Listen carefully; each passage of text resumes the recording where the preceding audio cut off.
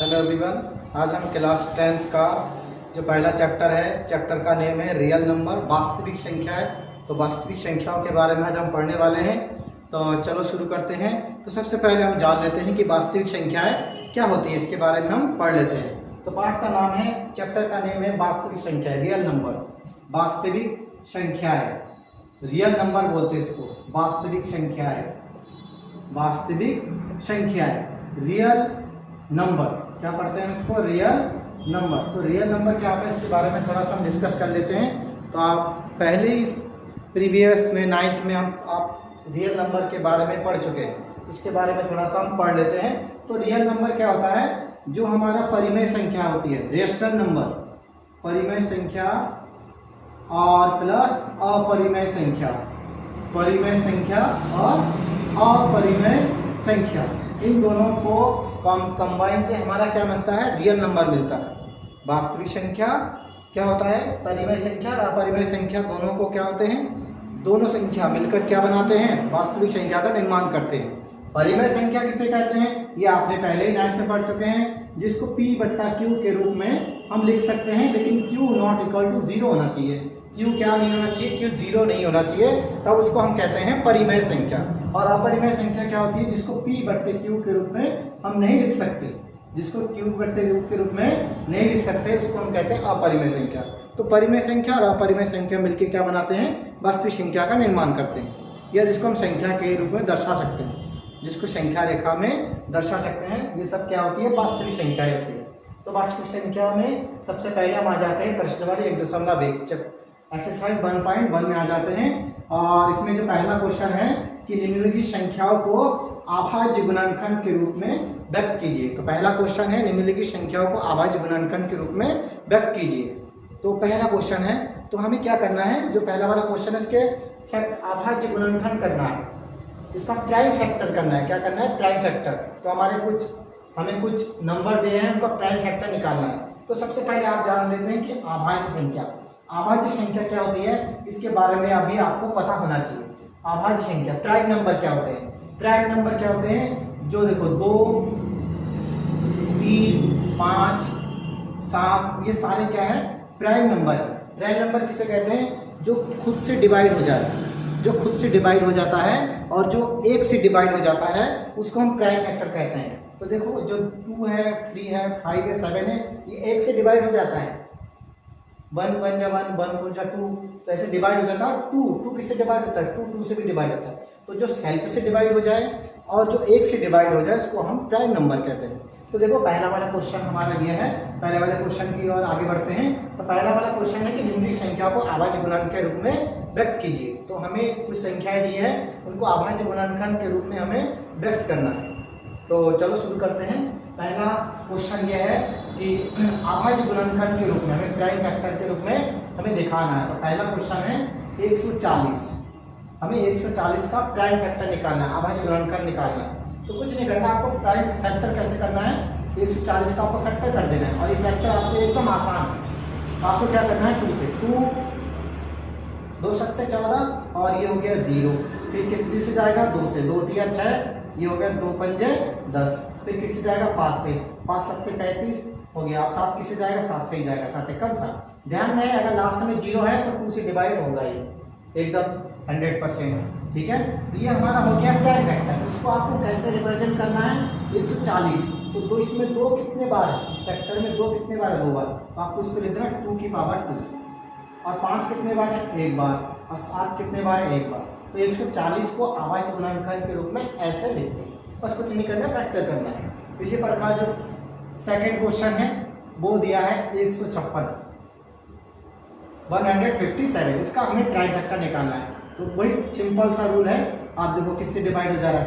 2 से 2 2 सत्ते 14, 1 बचा, 2 अट्टे 16। फिर किससे जाएगा? लास्ट में अगर सम है, इवन नंबर है, तो हमेशा 2 से डिवाइड हो जाएगा, ये आपको पता है।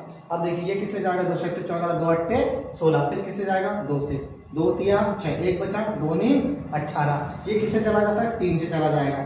3 1 कम 3, 3 3 9। अब 13 किससे जाएगा? 13 से जाएगा। 13 से जाएगा, 13 बन जाए 30। अब देखो 156 को हमें, तो अब देखो इसमें 2, इसको ऐसे रिप्रेजेंट करना है। तो 156 को आपको ऐसे लिखना है 2 कितने बार आ रहे हैं? 2 बार। तो आप इसको लिख देना 2 की घात 2, 2 की पावर 2 इंटू 3 कितने बार आ रहा है? 1 बार। तो 3 एकम 3 और ये कितना आ रहा है? 39।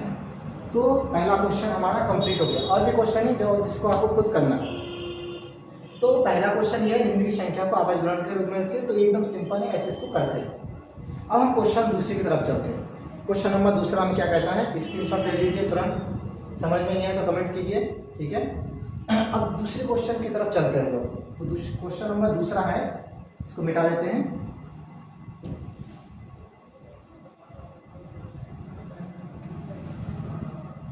क्वेश्चन नंबर दूसरा है question number second. Question number second क्या कह रहा है कि हमें आभाज्य गुणनखंड की विधि द्वारा एचसीएफ और एलसीएम फाइंड करना है, ठीक है। Find the HCF and LCM, ठीक है, with the help of prime factor. आभाज्य गुणनखंड के विधि से हमें एलसीएम और एचसीएफ ज्ञात करना है और इन दो संख्याओं का हमें क्या करना है? जांच भी करना है। तो क्वेश्चन देखिए, क्वेश्चन नंबर सेकंड। तो क्वेश्चन में कह रहा है हमें 26 और क्वेश्चन दिया है 26, पहला क्वेश्चन ये है। दूसरा का पहला क्वेश्चन 26 और 91। इन दो संख्याओं का हमें क्या ज्ञात करना है? एचसीएफ ज्ञात करना है। इन दो संख्याओं का हमें एचसीएफ ज्ञात करना है और एलसीएम ज्ञात करना है। एचसीएफ और एलसीएम आप पहले भी इसके बारे में पढ़ चुके हैं।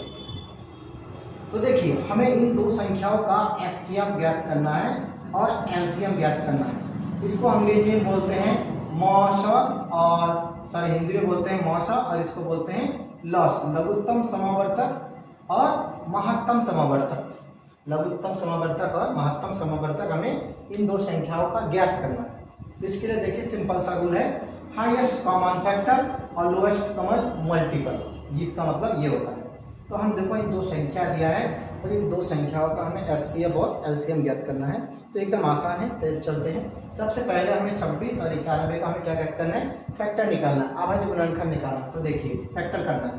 तो 26 का देखिए 26 किससे जाएगा? 2 से चला जाएगा, 2 बन जाएगा 2 3 जा। तो 13 आ गया, 13 किससे जाएगा? 13 से, 13 कम 13। अब देखो 26 कितना आया है?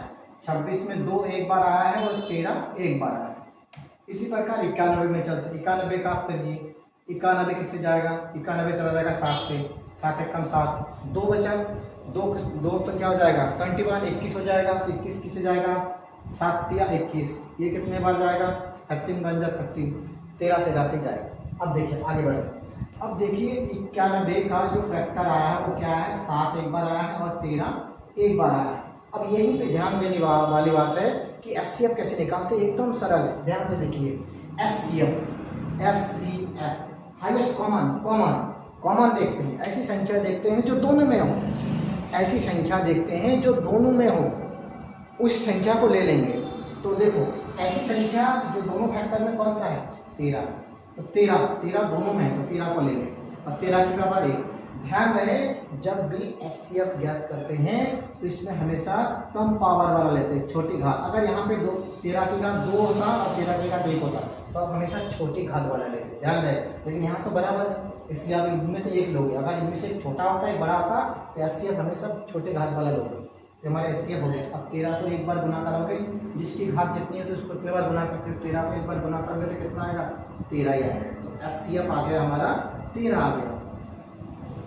ऐसे अगर आपको एलसीएम फाइंड करना है तो एलसीएम फाइंड करने के लिए देखते हैं। देखिए एलसीएम कैसे निकालते हैं। एलसीएम ज्ञात करने के लिए हम देखते हैं कि एलसीएम में सारा ले लेते हैं। अब देखिए एलसीएम 2 कितने बार है? 2 एक बार है, तो 2 की बार घात 1, फिर 13। कोई भी संख्या हमें 2 बार नहीं लेना। अगर यहाँ पे 13 की घात 2 होता और 13 की घात 1 होता तो एलसीएम में बड़ी वाली घात लेते, लेकिन कोई संख्या बार बार नहीं लिखोगे। जो कॉमन आ रहा था उस कॉमन संख्या को 2 बार नहीं लिखेंगे, एक ही बार लिखेंगे। अब देखो यहाँ पे 13 की घात आ जाएगा 1, 13 कम 13, उसके बाद क्या है? 7 एक कम 7 की पावर 1। अब इसको 2 को एक बार गुना करो 2 आएगा, 13 को एक बार गुना 13 आएगा, 7 को एक बार गुना तो 13 दूनी 26 गुना 7 और 26 सत्ते 182। तो एलसीएम आ गया हमारा 182 आ गया। एलसीएम कितना आ गया हमारा? 182 आ गया। तो आभाज्य गुणनखंड विधि से एचसीएफ और एलसीएम ऐसे ज्ञात करते हैं।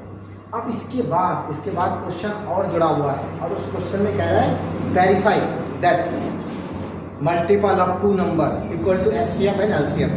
जो दो संख्याएं हैं, दो संख्याओं का गुणनफल एचसीएफ और एलसीएम के बराबर होता है कि नहीं होता है, ये भी हमें जांच करना है। तो देखिए हम करते हैं एकदम, अब जांच करते हैं, वेरीफाई करते हैं। जांच करने के लिए वेरीफाई देखो कैसे करते हैं, एकदम सरल है। वेरीफाई के लिए एक फार्मूला है कि इसके लिए देखो चूंकि करके एक फार्मूला लिख देते हैं, पहली संख्या गुना दूसरी संख्या, पहली संख्या गुना दूसरी संख्या बराबर एचसीएफ गुना एलसीएम। ये एक फार्मूला है, पहली संख्या गुना दूसरी संख्या बराबर एचसीएफ गुना LCM. First number into second number equal to HCF into LCM. ये एक फार्मूला है, उसको अप्लाई करके हम चेक करेंगे कि जो हमारा आंसर आया है वो करेक्ट है कि नहीं है। उसके लिए जांच करने के लिए कह रहा है एकदम संख्या। इसमें ये केवल फार्मूला दो संख्याओं के लिए उपयोग में करने वाले हैं। देखिए अब एक संख्या है 26, एक संख्या 91। तो पहली संख्या कितनी है हमारी 26 है और दूसरी संख्या कितनी है 91।